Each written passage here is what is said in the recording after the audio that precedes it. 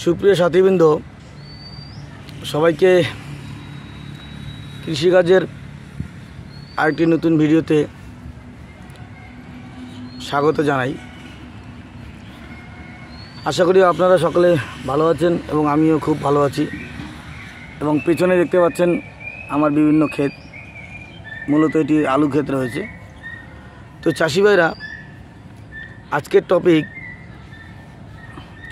অগ্রিম যে আলু রয়েছে সেই আলুর যে ঘাস রয়েছে অর্থাৎ আগাছা, যদি ভালো করে দেখাই, দেখুন এই ঘাসগুলো, এইগুলো আমাদের এখানকার ভাষায় এগুলোকে কেলনা বা কেল্লা বলে। তো মূলত এই আগাছাগুলো বা অন্যান্য যে ঘাস রয়েছে সেই আগাছা নিধনের যে প্রক্রিয়া সেই সম্পর্কে আমরা আলোচনা করব। অর্থাৎ আলুর জমিতে আগাছা নিধনের প্রক্রিয়া এবং আলুর গাছের গোড়া যে আছে সেটিকে উর্বর করে দেওয়ার যে পদ্ধতি সেটি নিয়ে আলোচনা। তো সঙ্গে থাকুন, দেখতে থাকুন আমার কৃষি কথা। তো সম্মানিত সাথীবৃন্দ, আপনারা এই যে আলুর গাছগুলো দেখতে পাচ্ছেন, দেখুন খুব সুন্দরভাবে লাইন দাঁড়িয়ে আছে এবং গাছগুলোর সাইজ দেখুন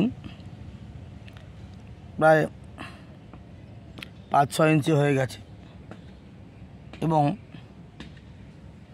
এখন এই জমিটিতে বা এই আলু চাষের যে জমিতে এই পর্যায়ে একটা হালকা জলসেচ দেওয়া বা সেচ দেওয়া খুবই জরুরি।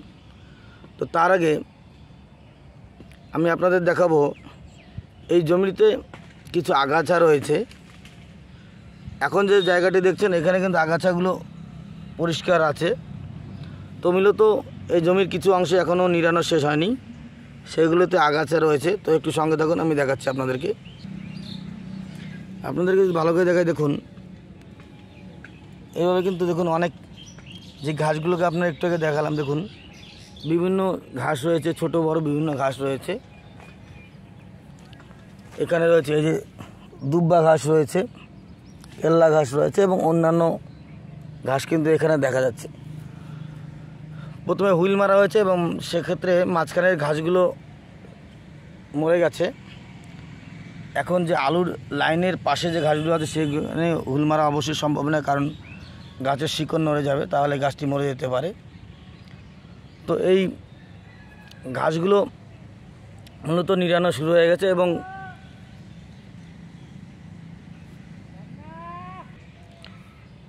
আগামী 2-1 দিনের মধ্যেই, অর্থাৎ আজকে শুক্রবার রয়েছে, শনিবার বা রবিবারের মধ্যেই এই জমিটি পরিষ্কার হয়ে গেলে সেখানে অবশ্যই হালকা পরিমাণে জলসেচ দেওয়া হবে।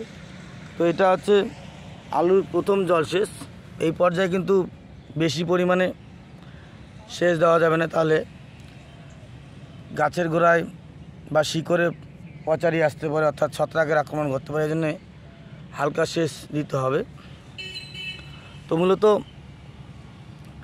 এই লাইনটি দেখুন, এখানে অনেক আগাছা রয়েছে এবং পাশে এই লাইন পর্যন্ত আগাছা পরিষ্কার করা হয়েছে। দেখুন এই লাইনগুলো কিন্তু আগাছা নেই, সুন্দরভাবে পরিষ্কার রয়েছে এবং এখানে আগাছা দেখা যাচ্ছে। তো এই আগাছাগুলি একটি হস্তচালিত যন্ত্র, আপনাদের যদি ভালো করে দেখাই, দেখুন এটি একটি হস্তচালিত যন্ত্র। এটি আমাদের ভাষা, মানে আমাদের এখানকার লোকাল ভাষা এটাকে পাশুন বলে। আপনাদের ওখানে এই যন্ত্রটিকে কি বলে একটু কমেন্টে জানাবেন। তো মূলত এই পাশুনটির মাধ্যমে ঠিক এভাবে খুঁড়ে নিয়ে এই যে ঘাসগুলো রয়েছে সেগুলোকে বেঁচে এভাবে রাখা হচ্ছে এবং পরে এগুলোকে মূলত ফেলে দেওয়া হবে। দেখুন এইভাবেই কিন্তু এই যে এভাবেই চারদিকে এভাবে রাখা হয়েছে এবং ক্ষেতগুলো কিন্তু খুব সুন্দর পরিষ্কার রয়েছে। এখানে আগাছা দেখা যায় না বললেই চলে। তো একটি জিনিস মনে রাখতে হবে, আলু খেতে আগাছা থাকলে কিন্তু আপনারা কখনোই সেখানে জলসেচ বা কোনো খাদ্য ব্যবহার করবেন না, তাহলে আলুর গাছের সঙ্গে আগাছাগুলিও এত পরিমাণে বেড়ে উঠবে, সেক্ষেত্রে কিন্তু আগাছা কন্ট্রোল করা অনেকাংশেই আপনি ব্যর্থ হতে পারেন। তাই